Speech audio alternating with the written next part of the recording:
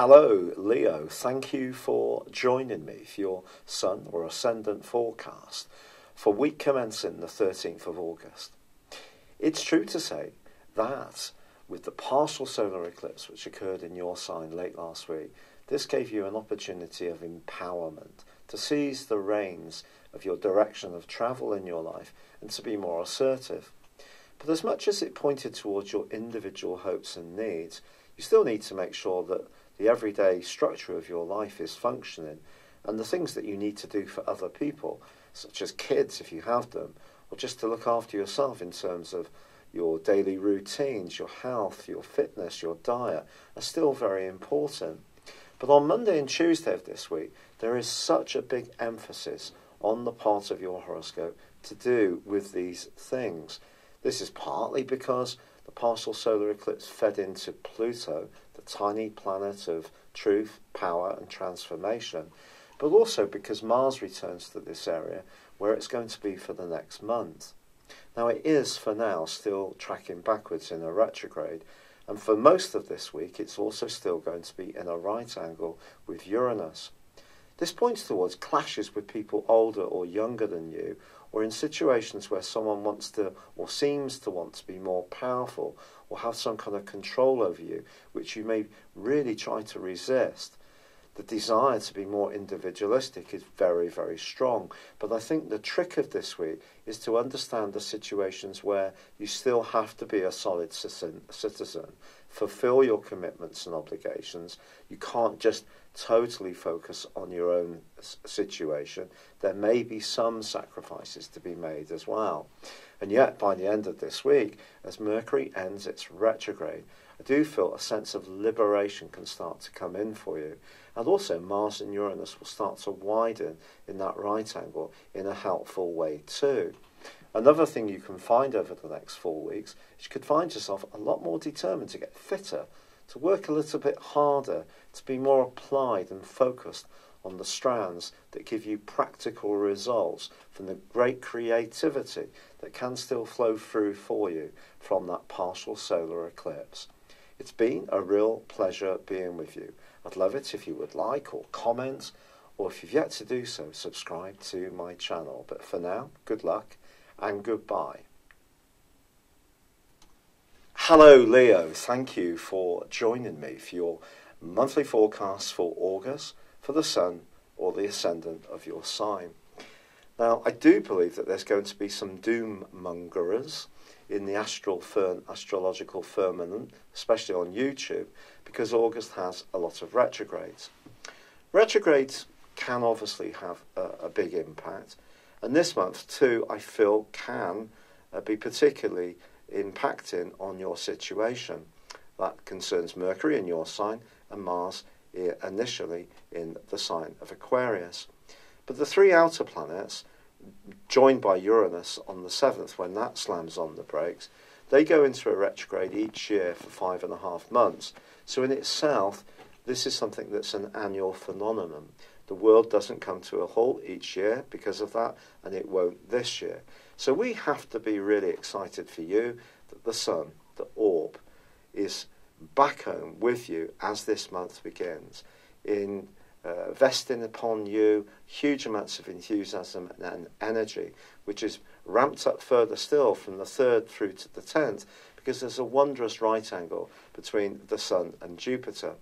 This can give you a lot of added enthusiasm, can make you hugely kindly, which you often are anyway, but I think that could be invested on someone in your family or locality or a good cause. If there is something that really pulls at your heartstrings, you'll probably want to do something to help someone in some kind of tangible way, or you could be hugely enthusiastic and encouraging. Of course, the Sun square Jupiter does have a downside. We can promise more than we can realistically deliver. We can get into situations where we're in the blink of an eye connecting or committing to something that actually could limit our own potentials and individuality. So just be aware of that. And of course, Mercury started to go retrograde in your sign last month and will be so through to the 17th of this month. That suggests for you that a creative strand could be a bit stop-start this month. And at times that could prove to be frustrating. That's inarguable. But you know, when you get to the 2nd of September and look back to the start of August, I do feel that whatever ideas come and go, the one you finally settle upon will be the one with the greatest merit. So there's just going to be some fluidity about this. And the key with Mercury retrograde is to do what you can do and influence in the most precise way. Ensure that your communications are crystal clear. Check that other people have the same understanding of you in terms of whatever you're trying to achieve. That's just standard. But just also factor in that things might not necessarily go exactly to plan, and then that can limit the amount of frustration. Now, on the 7th of this month, I've already mentioned that Uranus goes into retrograde. Now, Uranus is in the part of your horoscope that's to do with your worldly interactions. And you know, I think it's possible that since the middle of May, you've started to rethink some of these, and you're in the process, potentially, of liberating yourself from anything that no longer serves a greater purpose.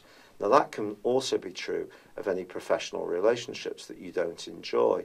So if you work in a role which maybe you're very good at and maybe you're productive in, but you don't like the people, I think you could bail out this month, quite frankly, and look to do something different and more enterprising. Because not only do you want to be a free spirit and express your individuality and feel natural in terms of your worldly interactions, it also needs to work in terms of how that connects you to others. And if those connecting relationships aren't great, then one could come under pressure. And there could be some scrapes, there could be some arguments, quite frankly, this month, if someone's not listening up to your viewpoint, especially if you're someone who's usually enormously supportive to others. But innovation is written large across your scope. And because Uranus is forging a fabulous link to Saturn, and both these are the co-regents of Aquarius, think like this. Think that any progressive steps you make that are well-researched, thought through, and implemented in a very thorough way can definitely see you moving forwards in an exciting way in terms of your public identity, how you feel about yourself, or even how you earn a living. However, on the 7th, we also have the move of Venus into its other home sign of Libra. Now, this is all about everyday communications. Now, you're going to have a real gift for just enamoring people, of impressing people. You are one of the most charismatic members of the Zodiac. Sometimes I feel that it's true to say that Libra people can be actually a lot shyer and reticent about promoting your qualities than perhaps the public archetype is there. Perhaps sometimes you can get a bit caught up inside your own self and be a bit more fixed with what you know, but be outward looking, particularly if you are wanting some kind of relationship progress. Venus can certainly help you in this regard. You may even get some kind of new vehicle which could really excite you, or some kind of stunning new piece of hi-fi kit, or a new computer. If you like that kind of technology, love it in fact, that could be a point of passion. If you are single and are interested or open to the more modern ways of connecting to others, then Venus can definitely help you here too. On the 13th, however, Mars, which has been in your sector of relating since the middle of May, well, that reverses back into your sector of practicalities of work and health. But for 3 weeks of this month, Mars is clashing with Uranus. And that's where I think these relationships are so important for you, your worldly interactions. But moving back into Capricorn, that's not going to suddenly change, because they're still going to be in a square, but just a disassociate square. I mean, I use the 3-degree orb or gap between the exact position of an aspect. And I think that can almost ramp up tension a little bit more if you're being really so conscientious that you feel overburdened with other people's needs and demands. So just continue to focus on the need for liberation, even though Uranus is in that challenging angle with Mars, which can cause some tensions and rows, and also is going to be going into a retrograde, which could in some ways see you rethinking some things, and things can be off and on, especially with Mercury retrograde as well. But that thing brings us through to the 18th of the month. Mercury comes out of retrograde. It's not going to come out of shadow until the 2nd of September. But I think generally, if there has been a bit of a blockage, if things can start to flow, so a great sigh of relief. But on the 23rd, the Sun moves into Virgo, which is about resources. If you have been working hard on your individual talents, ideas and strands, the move of the Sun into Virgo can give you an earthy appreciation of how much progress you've made and how far further you want to go. But it's not just about money and materialism for you, the Sun's move through this area. It's also about the core things in your life, and my life too, which make us feel healthy and sound in our existence. So we can get caught up in more sugary things when any planet goes through the second house. And what the Sun's asking you to do is to eat really earthy food. So as much raw stuff, sort of great carrots and beetroots, and get as much nutrients out of your diet as possible. And if you are a bit of a sweet freak, try to limit it more to treats on particular days rather than being always reaching for the chocolate drawer all the time, or perhaps it's the Prosecco. It just depends on your situation. So a little bit of self-discipline is going to be required, particularly on the back of the full moon, which occurs on the 26th, and your resistance can actually, quite frankly, be really low. You could find yourself even wanting to splash out in the next couple of weeks, but just stay conscious of any financial obligations and responsibilities. This particular full moon links in brilliantly with that wonderful link between Uranus and Saturn.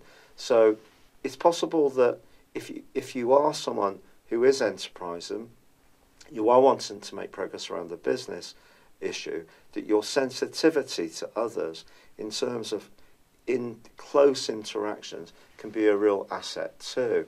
But then Mars straightens itself out, goes forwards on the 27th.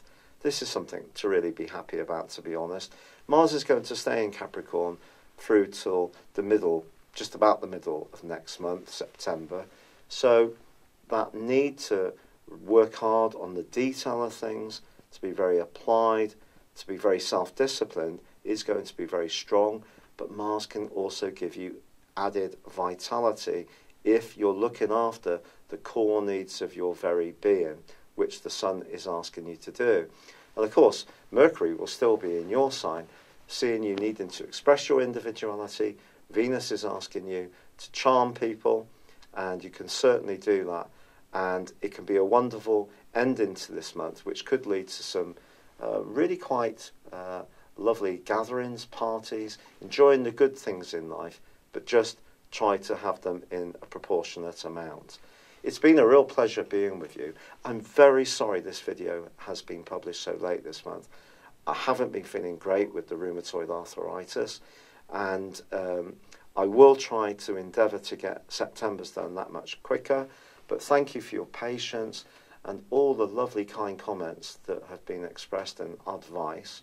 For now, I'd love it if you would like, comment or subscribe to my channel. Good luck and goodbye. Hello, thank you so much for watching my video. I'd love you to join me at my Horoscope Ace app. You can find this at www.horoscope-ace.com. You can use it through Android, iOS, Apple or Facebook. Check out your ascendant or your moon sign, or download your free birth chart. There's all your favourite videos, plus there are daily, weekly, monthly and yearly horoscopes for general, love, Chinese and Indian astrology. If your passion is tarot, there's my brilliant 3-card money or love tarot readings too. And it's all there at www.horoscope-ace.com. Thank you.